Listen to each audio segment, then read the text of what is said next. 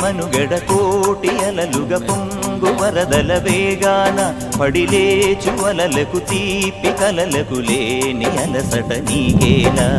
నల్ల నల్ల నీళ్లలోన ఎల్లకిల్ల పడ్డట్టున్న అల్లో మల్లో ఆకాశాన చుక్కల్లు అమ్మాయంటి జాబిల్లమ్మ అబ్బాయంటి సూర్యుడమ్మ ఇంటి దీపాలవ్వాలంట దిక్కులు